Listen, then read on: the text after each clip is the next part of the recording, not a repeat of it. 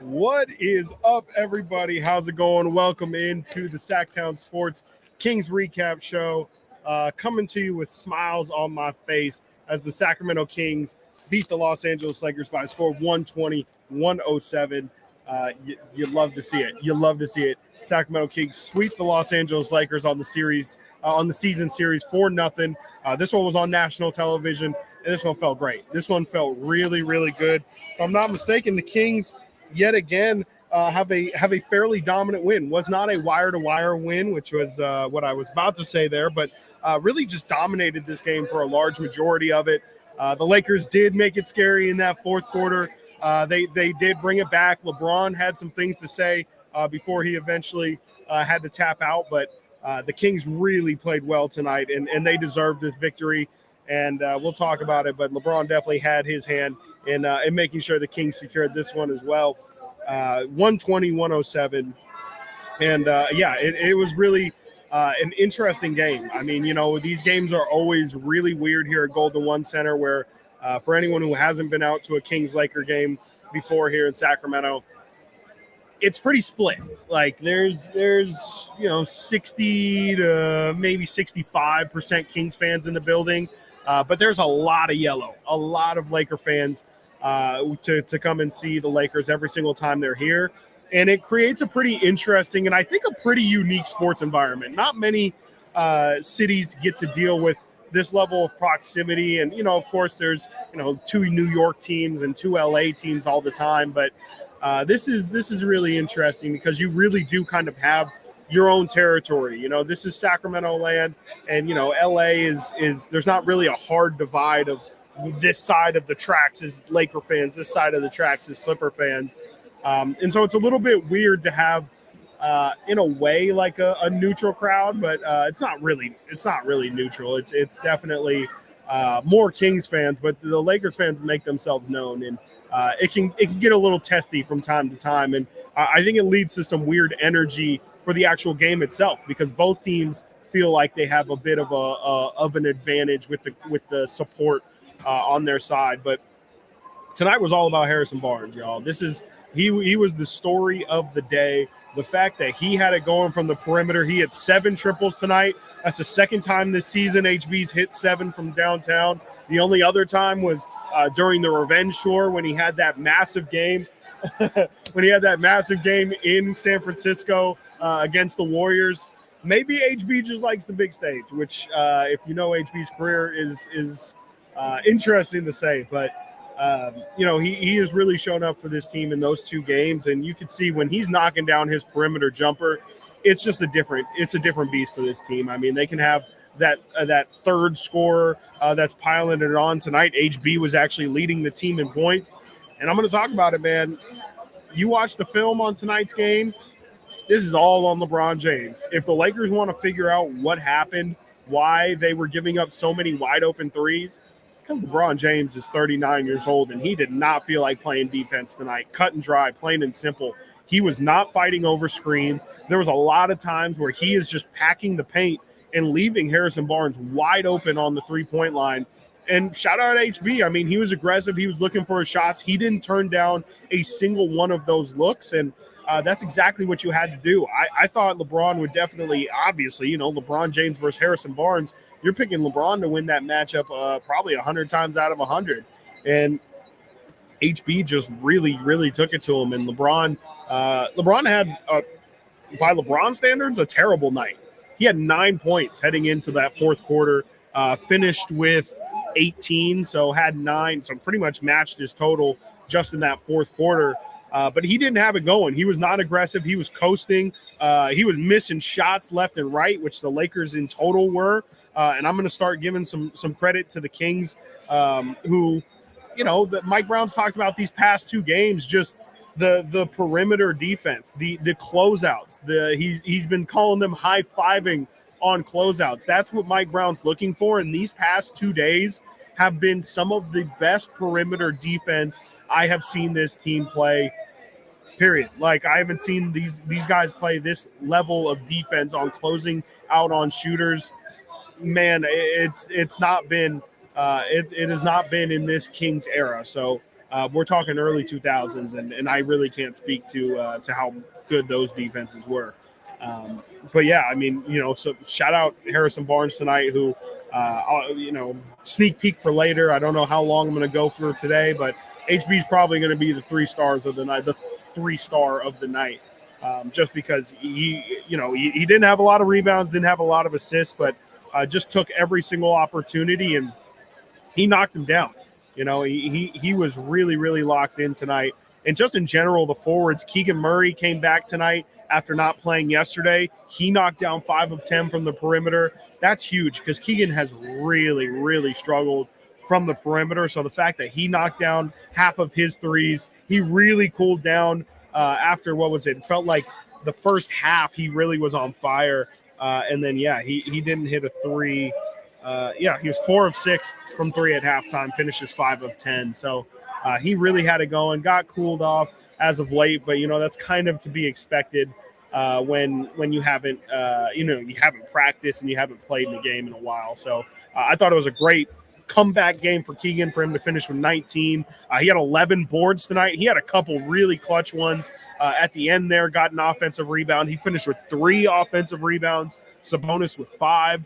That's exactly what you need, man. I mean, again, HB didn't really crash the glass tonight. He only finished with 2, but the fact that you get 30 combined rebounds out of Sabonis and Keegan Murray tonight, terrific. You get 12 threes out of HB and Keegan combined, and then when you throw the 3 that Keon Ellis, who, if it's not for HB having the night he had, I think tonight might be the night where we all figured out collectively that Keon Ellis is here to stay and he's a problem. And that's going to lead us right into it. Keon Ellis tonight, man, he got the start for the second game in a row because tonight Kevin Huerter was out. Yesterday he started in place of Keegan Murray. He took it and ran with it. He has really looked great in these opportunities these past 2 games. It's really fitting because he first at the start of the season got his initial look in garbage time in one of those Houston Rockets blowouts early in the year. And he's really just at every turn taken every opportunity and ran with it. The Kings now move to 6-0 in games in which Keon Ellis starts. There's a stat for you right there. He's a winner, man. He's an impact player. Finishes with +6 tonight. I like to keep track on his plus minus. Nothing crazy special there. De'Aaron was a team high +13, but Keon, him hitting threes. He also had a shot where he took it over Anthony Davis. Yes, absolutely, Justin. Keon is a godsend. And it really, it is it's found money. It's huge for this Kings team to, when they don't have a first round pick from this year. They traded off that pick to send off Rashawn Holmes. And Keon obviously was a rookie last year, but having a guy come up for you big in a season where you really didn't have any of your off-season additions work out, this is exactly what the doctor ordered at this point in the season. Keon's been terrific. He's almost exactly what this Kings team needs. It'd be great if he was a couple inches taller, but he can definitely provide enough versatility and switchability on the defensive end that I think this should be Keon Ellis's start of him just being a solidified rotational piece. I don't see how at this point you can take him out. Mike Brown, I know you said earlier today even, hey, could this maybe be a tryout? Is there any possibility that you stick with Keon moving forward? He said no. He said nope, didn't even give it a thought. I think Mike Brown might need to reconsider. And even if he doesn't, even if he ultimately decides not to play Keon or start Keon, I should say, you've got to find minutes for him. And I was a little bit disappointed to see Keon didn't get many fourth quarter minutes. He caught in, I think, the first minute of the fourth quarter and then the last minute of the fourth quarter. I think he definitely deserved to be in there during winning time. I know it's kind of tough to figure out who you're going to pull in that moment. Malik had a pretty quiet night, 8 points, 6 assists, 3 of 10 from the field, 1 of 4 from 3. I'm not going to complain. Kings got the win. They closed out pretty well, but I would have liked to see Keon in that closing lineup just because it felt like tonight he really deserved it and he earned it. So all is good. You get the win, no problem at all. But Definitely thought if not for HB hitting all those threes tonight, the talk of the town is absolutely Keon Ellis, and it's great to see. It is really awesome to see how he's developed just in his short time here in Sacramento. He has just been a class act. He has done everything that this organization has asked him to do at every turn. Never once complained. I'm sure it wasn't easy. He talked about it actually the other day, how it's not fun going from Stockton back to Sacramento, making those trips, playing for the G League, and then suiting up for the big club later in the day. It's not a fun, enjoyable experience. And Keegan took it in stride. I'm sorry, Keon took it in stride. Never complained once, and just grinded, man. Like, it's so easy probably to get complacent down there. Feel like, no one's watching me. What am I doing? This basketball is unserious, but Keon never, ever took it as anything except for a chance to develop and show what he can do. And I think you see it in his game. You see how comfortable he is with the ball in his hand. Again, you see him taking a shot over Anthony Davis, a little floater. It wasn't really a floater, but it was just a pull-up jumper right outside the paint with AD right in his face. No fear at all. It's just kind of getting reps in. And Keon, you can see, is just really, really comfortable out there. Doesn't feel any need to play quickly or out of control or anything like that. Doesn't feel like he needs to show out. Just plays exactly what's in front of him. And I feel like I gushed about him all stream yesterday, and I can do it again today because I've been waiting for this. I feel like earlier in this season you can pull the tape. I talked about how Keon could be a really special defender in this league if he just got the opportunity, and we're seeing it, man. We're seeing it. There's a couple plays today. Brendan Nunez clipped a couple plays of Keon just being incredibly disruptive. Keon finished with 3 steals tonight. There was one play, we've talked about on this live stream before about anticipation versus reaction when it comes to this Kings defense, how they're just a step slow. It feels like every time, as they're almost getting there as the ball is getting there, which is just a half second or even a fraction of a second too slow. And Keon does the opposite. I mean, it was so perfectly shown. Let me see if I can find it actually on this on Brendan's Twitter, so I can show you guys and not just talk about it. But you cannot execute pick and roll defense as an individual, and it's I don't think the Kings have had a guy like this. Really, since I guess Doug would be the example of just a guy who I think could knock down threes, but at the same time play defense at the highest level. Like, I really do think Keon Ellis is first or second team all defense capable, 100%. If you give him a full season of time, I definitely think I could see Keon Ellis making an all defensive team in this league. So we'll see how that goes, how that develops. I'm trying not to get too far ahead of myself, but it's stuff like this. If I can pull this up.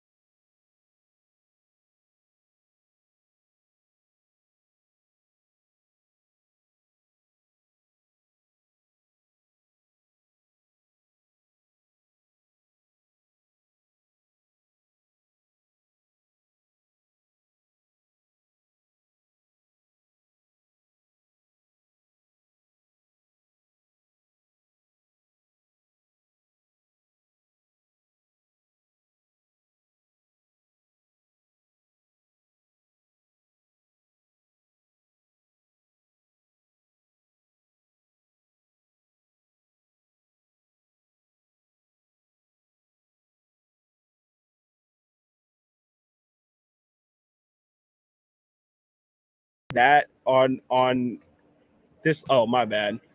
No audio. That's my bad. I took myself out of the stream. But essentially, what I was saying there is, you see Keon just kind of stay on his hip, and the entire time ride him all the way down. And here, maybe I'll show it again, but this time with sound. So let's try this again, and I could break this down for you.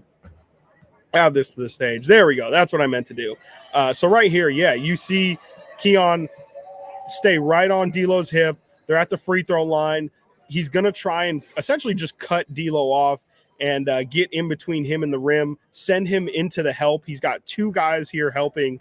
And then, you see D'Lo right here. This is a passing lane. He's going to try and cut this or pass this through Sabonis and Keon to get to AD. If anyone's getting this steal on this freeze frame, you're probably going to say it's Keegan. But yet Keon still manages to get it. This is a good job of Sabonis to meet D'Lo up here. You see, again, freeze frame right here. Looks like an easy dunk for AD if D'Lo just wraps around. He does wrap around, but Keon Ellis somehow beats him to that spot. I mean, it's just ridiculous. Just that level of defense is insane for somebody who's only played 6 career starts and played something near 20 games in his career. Like, you're not supposed to be able to do stuff like that at this point in his career. And sky's the limit for him. I really do believe that he's capable of taking his defensive game to a whole nother level and just wreaking havoc for 48 minutes.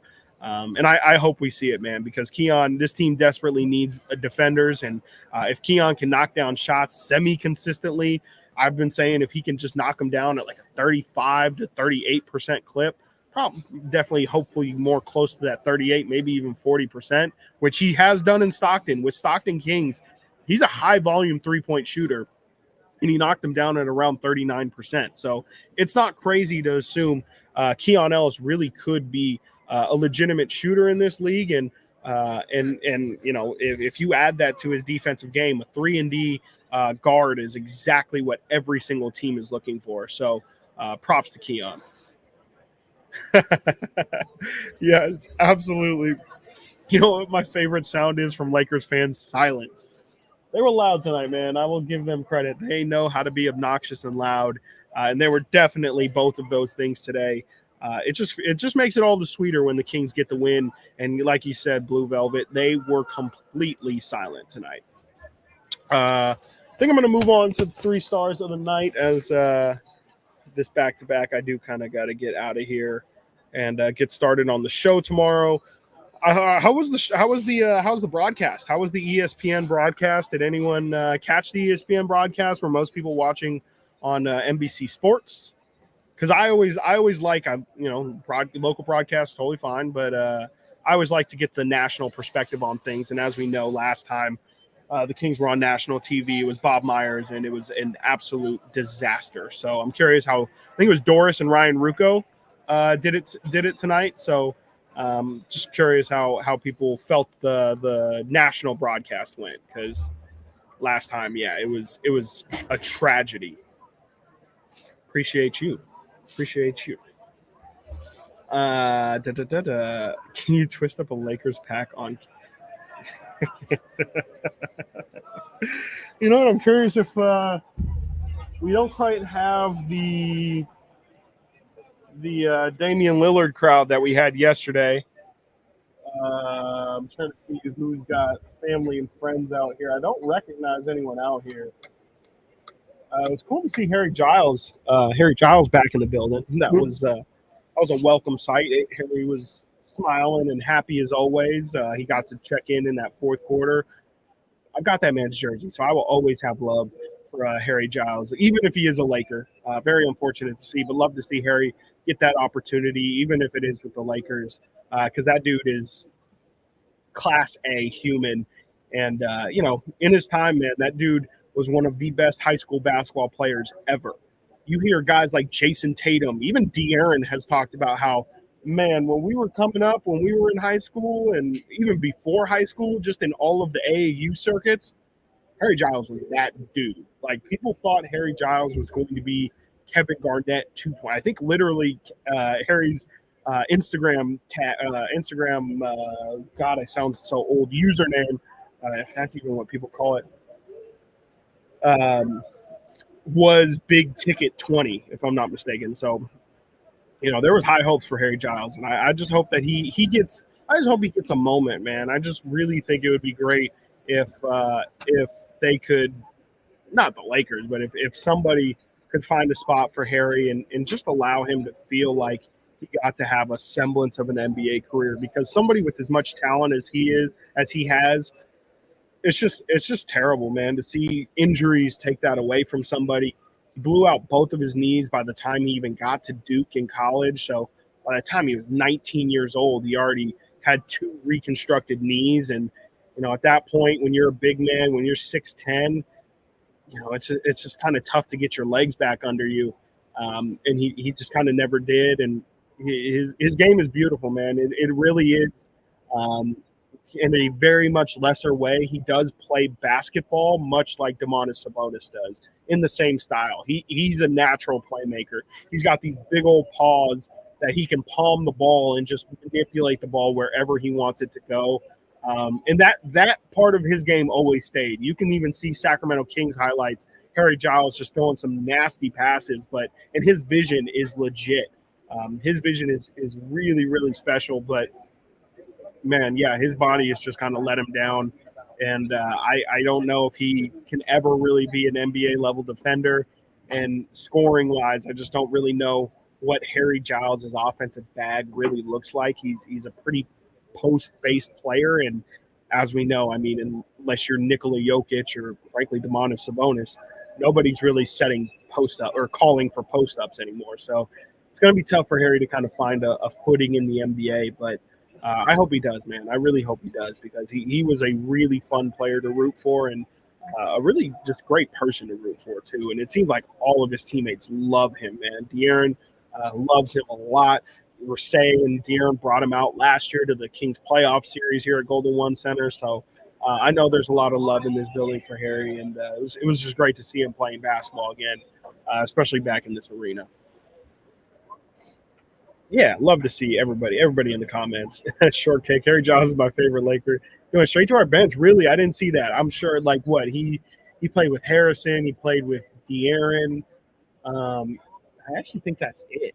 Crazy enough, those are the only two Kings that are still on the roster that played with Harry Giles. That's pretty crazy. I mean, I'm sure he has some other relationships there. I'm sure him and Malik are close from their their youth. But yeah, really, really cool to see Harry in the building. This is interesting for sure. Knicks on Friday will be tough. I think it's on Saturday. If I'm not mistaken, I believe the Knicks game is on Saturday, but it's going to be a tough game. They've held their opponents to under 80 in their last 3 games. No way. Are you serious?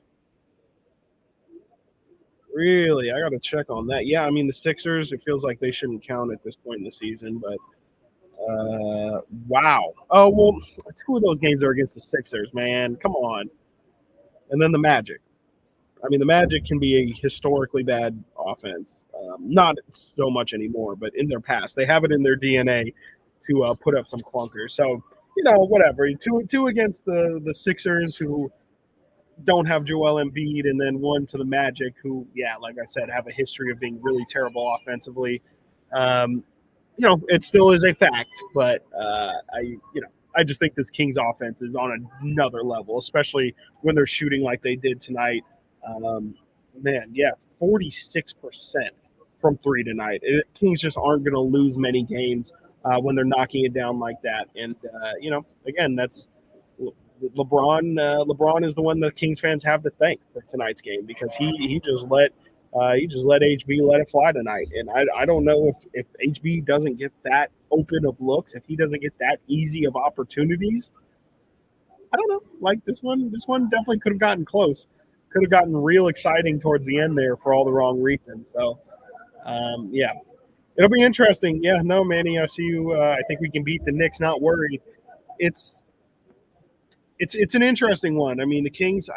Have they played the Knicks this year? They must have played them earlier in the season. Or do they still have – actually, no, I don't think they have. I don't think they've even gone to the Garden yet. Let me double check on that. But, the Knicks they're a difficult team. I mean, we know how Tom Thibodeau likes to coach. Yeah, they haven't even played the Knicks yet.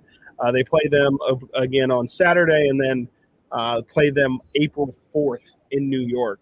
And yeah, the Knicks they're a hustle team. They are a grinded out team. Clearly, as the comments say there, he is correct in saying that the Knicks have allowed under 79 points or under 80 points to the last three opponents. They lean heavy defense, and they lean heavy into the offensive glass. We saw that last year. Hopefully it doesn't end up killing this team, because that was one of the most frustrating games to watch last year on TNT. The Kings got absolutely murdered on the offensive glass. It was like 20-6 or something insane like that. And Josh Hart, I think, had 10 offensive rebounds himself. It was nuts, that game. The Kings still ended up managing to win that, but it was tough, because it was one of those where you saw what would eventually be the death of you. You saw how offensive rebounds was a huge Achilles heel for this team. And then in the playoffs, you saw Kevon Looney do what Kevon Looney did.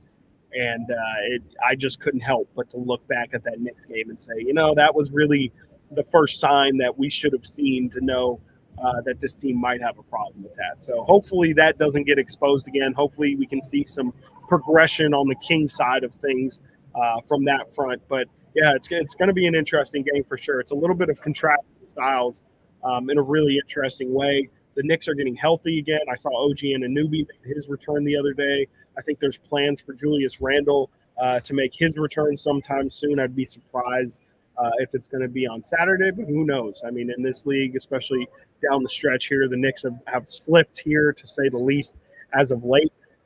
It's going to be interesting to see how that game goes. I really don't have a feel on it. Obviously, the Kings haven't played them yet this year, so it's kind of hard to visualize how that matchup's going to go in my head. But at the very least, we know that if the Kings are going to be hitting offensively, it's going to be really tough for a team like the Knicks to keep up with their pace. We get to see Dante DiVincenzo.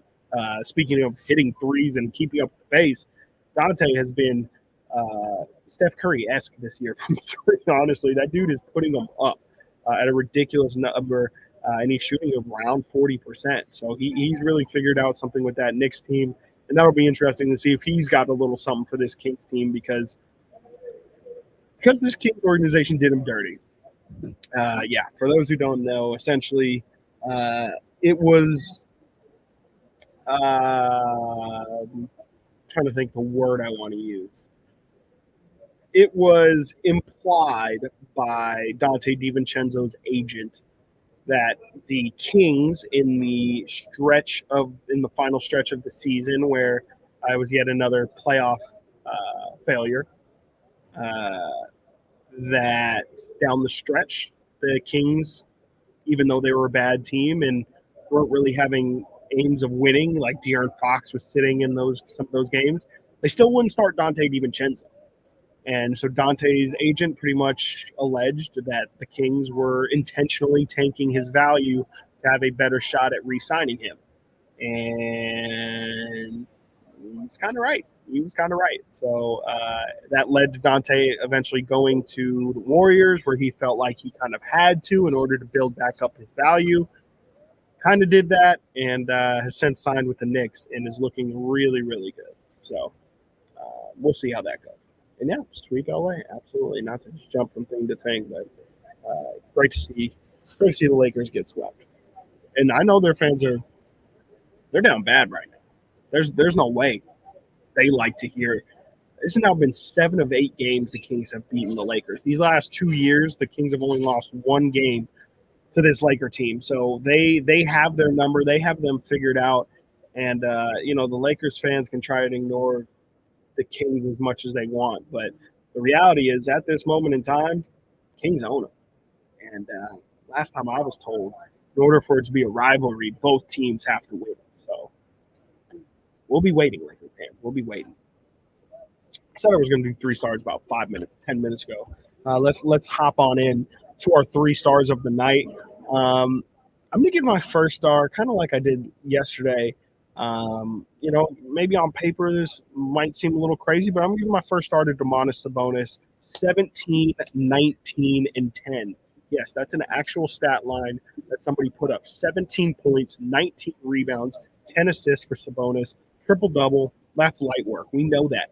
He moves to 10-0 all-time against Anthony Davis in his career. It's a stat that apparently Anthony Davis doesn't care about. He said he cares. It's not about one-on-one matchups. It's about the team. Well, guess what, AD? Your team has lost 10 times to Domantas Sabonis. I know AD's numbers might look better in the whole in the whole collection of games, but here recently, Sabonis is dominated. Like on a night like tonight, AD finishes with 18, 13. No, that's LeBron. I'm sorry. Finishes with 22 and 10. And that's fine. He was really quiet for a lot of this game. He had 15 and 10 at the end of the third. He had 7 and 7 at halftime. Like at no point was it really just Anthony Davis dominating. I would definitely say Sabonis had the much bigger impact in tonight's game, and I'm giving advantage Sabonis in this matchup. Full on send, no hesitation. I think Domantas Sabonis really is a matchup nightmare for AD. AD does not like that physicality, and Sabonis brings it to him every single time. I know the Lakers were going to try and get Sabonis into a lot more pick and roll action defensively. They did that. AD just didn't hit the jumpers, and if you're the Kings, I mean, I'm more than fine living with that. I was surprised AD wasn't trying to use his speed to get to the rim. Instead, he just settled for the jumper, and Sabonis was more than happy to let him settle for it. So I'm giving huge advantage to Domantas Sabonis when it comes to the Sabonis AD matchup, and I'm not afraid of it, man. This team, if the Kings do end up in the play-in and have to play the Lakers, I'm a lot more afraid of the referees than I'm afraid of Anthony Davis torching the Kings. So that was a major, major positive. And AD, he might have not known about the 0-9 last game when they played last week, but he definitely knew about it this past week leading into this game. And for Sabonis to take that energy and just kind of hand it right back to him, that's big-time stuff. That's really big-time stuff from a dude who's most definitely going to be an all-NBA player in Domantas Sabonis. We'll see where AD falls in all of that stuff at the end of the year. 2 stars. My 2 stars tonight going to Keon Ellis. Yes, Neon Keon 3-on hit 3 threes tonight, 14 points. It was just impactful all night long. Like if you watch tonight's game, you couldn't help but notice Keon Ellis. I'm curious. The reason why I asked about the national broadcast mainly is because I want to know what they had to say about Keon Ellis. Were they like, wow, this is a no-name guy who, did they build his story? Like, was today? Did we just kind of witness a lot of people learning who Keon Ellis was, or was it still a lot of just Laker talk and really, saying, oh wow, that's 14 for Ellis. He's had quite a night. Like, just not talking about him until you notice at the end. I'm just kind of curious how the national broadcast covered Keon, because I thought he was, again, HB got a lot of favors from LeBron. I just think Keon made the most things happen tonight for himself. So I don't know how you quantify that. I don't think you really can. I think you just have to watch film, watch the games, and see how every single time Keon Ellis is out there, he's making things difficult for the other team, and offensively, he's just making the right decisions. So more of it, please. But just more Keon Ellis. I don't think at this point, I can have enough Keon Ellis. 28 minutes tonight total.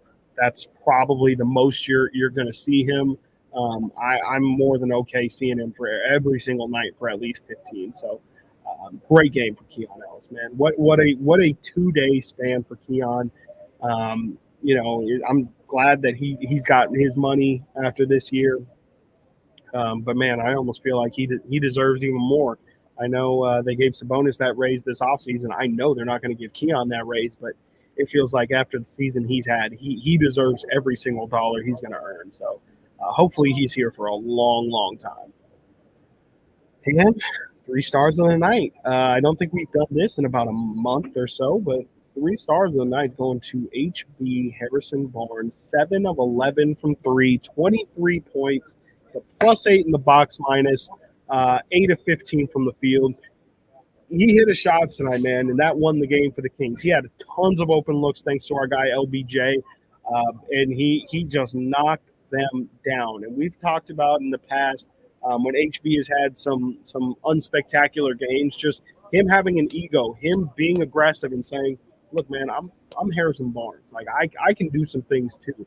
I'm not just some schmuck who." Doesn't have much skill and is only blessed with size. He's got strength. He's got shooting ability. He's got pedigree. And, I don't think tonight was, him clearing everybody out and saying, I got this. Ron's an old man. It was just him running his offense and knowing, hey, if I get an open look, don't hesitate. Because you know what LeBron James is not trying to do at 39 years, 18 games left in the season? Chase your ass around. And so HB ran through screens. You saw him be really patient to almost like walk LeBron into. He's like, "Hey, I'm dictating off of you, man." Like HB was not. There was be times in the pick and roll where, LeBron's just standing there. He's not even like it's not even necessarily like he's going under the screen. He's just staying on the other side of it, and so. It was. I have a tough time like saying, "Wow, HB really like was in his bag tonight," because he wasn't. He was just given opportunities and made the most of it and made his shots. And I mean, in a weird way, they dared HB to hit his threes. But if you just look at the Kings season stats, HB's percentage-wise the best high-volume shooter on the team. I mean, I was looking at it earlier today. Keegan's at 35%. Kevin Huerter's at like 36, 37%. HB's just under 40. And after tonight, he's going to be above it. So I don't know what the scouting report was. I don't know if it was just lazy on Braun's sake, but to leave a 39.8% three-point shooter open for 11 threes, I don't know what else you expected, man. So shout out to HB for taking advantage of that and just giving great minutes. He almost played 40 minutes tonight, which has to be somewhere near a season high for him. It was definitely a game that I think we're going to look back on with that Warrior performance, with that Atlanta Hawks performance, and against the Dallas Mavericks earlier this year. I think we're going to look at those games and just say, man, that's where HB really showed his worth to this team this season and definitely earned, I wouldn't say, I think he's making somewhere near $15 million, but that's the HB that the Kings were envisioning when they re-signed him to a contract this offseason. So just love to see HB having a performance like that. And this is his, let's see here, 38-22. This is the 6th most minutes that HB has played in a game this year. So that really just honestly tells you how big he was tonight, because he's really been one of the first people to get the hook if he's not playing well. And if he's playing 38 minutes, I mean, that just means that HB could not be taken off the floor. And I'm actually looking at the Kings win-loss record here. They're now 8-1. 8-1 in games where HB plays, and HB's 8. What is that? I'm sorry, 8-1 in HB's 9 highest minute production game. So when HB gets minutes, it usually means he's playing well, and when HB plays well, that usually means the Kings win. So it really is and can be as simple as that sometimes. And I think HB is just huge to this team's success moving forward. We'll see how it goes after tonight, though. As we've seen, sometimes it's a couple good games, 2-3 good games here, and then kind of goes quiet. So down the stretch here with like 17 games left, hopefully they can wrap it up. Mm-hmm. And I'm going to wrap it up right now. Y'all have a fantastic night. I'm going to go hop outside and go check out that Laker beam. Y'all enjoy it as well. I will see you Saturday after the Kings take on the New York Knicks. See y'all then, and see you tomorrow. Yeah, my guy Alan Styles from 10 a.m. to 2 p.m. See y'all tomorrow, or see y'all Saturday.